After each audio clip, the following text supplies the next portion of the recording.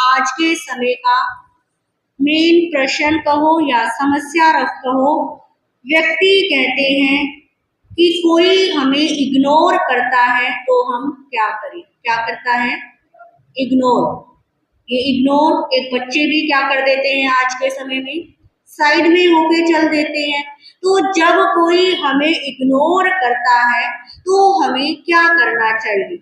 उस समय इग्नोर करते समय इग्नोर हमें क्यों लगता है, उसके लिए प्रभु कहते हैं जब हम किसी से अपेक्षा भाव रखते हैं कि ये हमारा अमुक कार्य करेगा, ये हमें पूछेगा, और जब वो आपका कार्य नहीं करता, आपको नहीं पूछता है, तो क्या लगता है ये हमें क्या कर रहा है?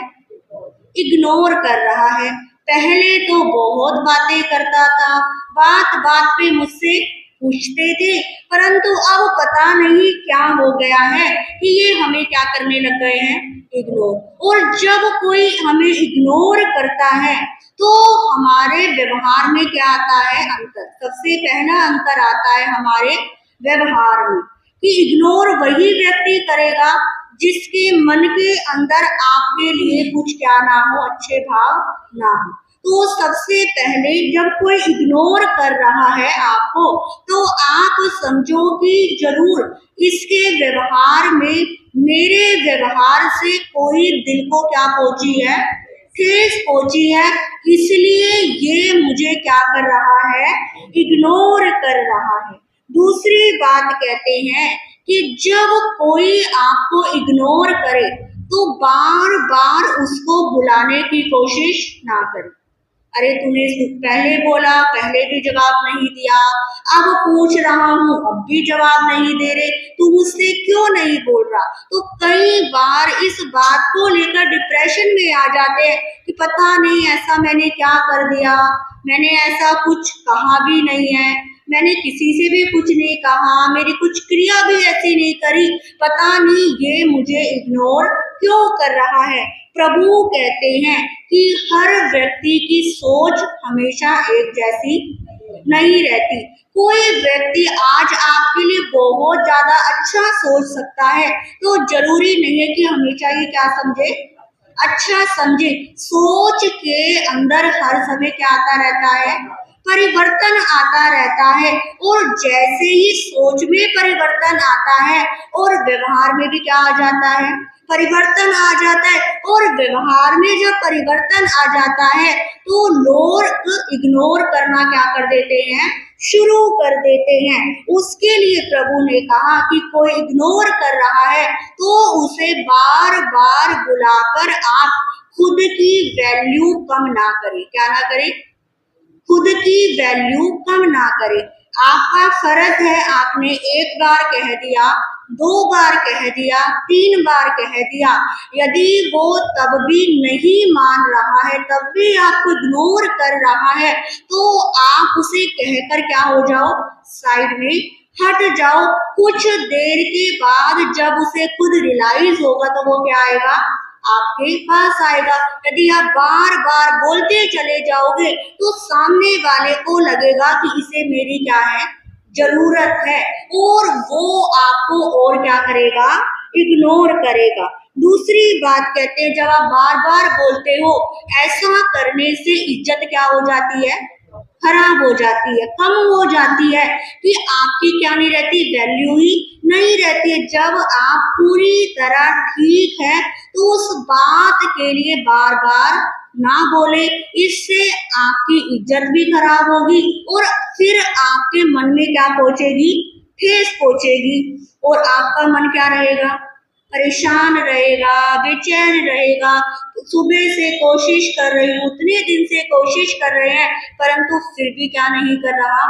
मान नहीं रहा। तो प्रभु कहते हैं उस समय आप अपने आप को क्या रखें? शांत रखें, अपने आप को रिलैक्स जोन में रखें कि जो मैं कर रही हूँ या कर रहा हूँ, मैंने जब कोई गलती नहीं की है तो उस बात को बार बार मुझे नहीं बोलना है। आप जो सही है उसका क्या दे? साथ दे और जो सही नहीं है उसका साथ ना दे। तो जब आप सही का साथ देते हैं तो इग्नोर करने वाला कब तक क्या करेगा, इग्नोर करेगा। और एक दिन समय आने के बाद जब उसे सही गलत का पता लगेगा फिर क्या आएगा, वो आपके पास आएगा ही आएगा। और कहते हैं कि हर किसी से उम्मीद रखना क्या कर दो, छोड़ दो।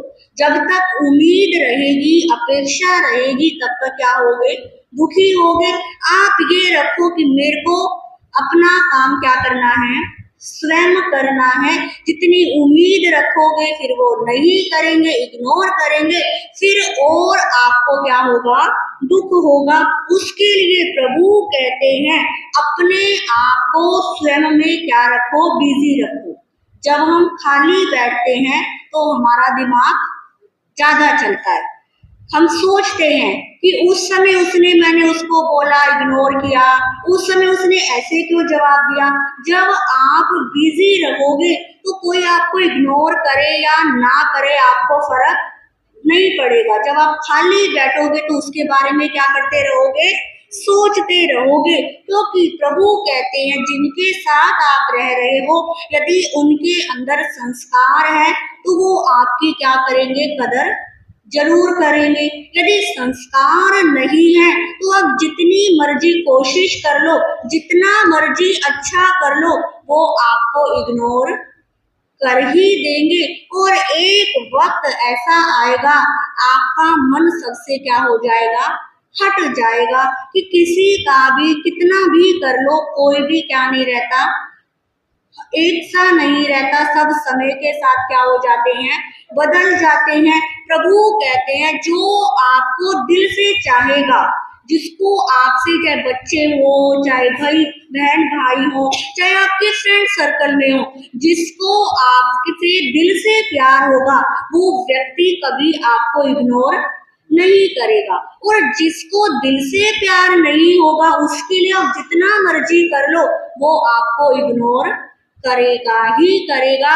तो महत्व इस बात पर दे कि चाहे कम व्यक्ति आपके साथ रहे पर वो क्या रहे, दिल से जुड़े हुए रहे।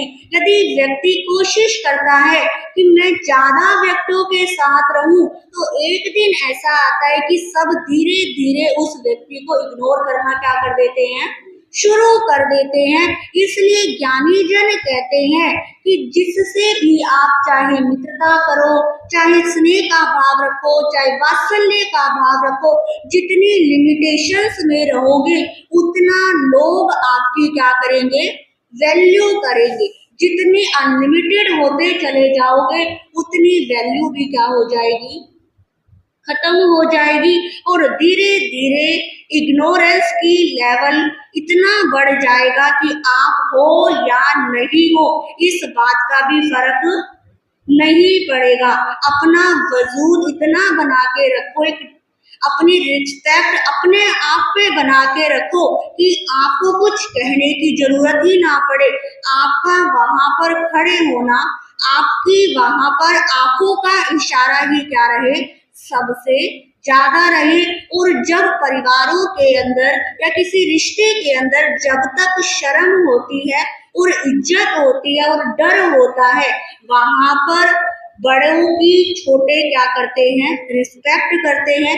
जब बच्चों के अंदर से डर, शर्म और इज्जत ये तीन निकल जाती है, वहां पर बच्चे बड़ों को इग्नोर करना शुरू कर देते हैं। तो प्रभु कहते हैं कि ये तीन चीज जब तक जीवन में है तब तक जीवन में सम्मान रहता है, सत्कार रहता है और आपसी स्नेह रहता है।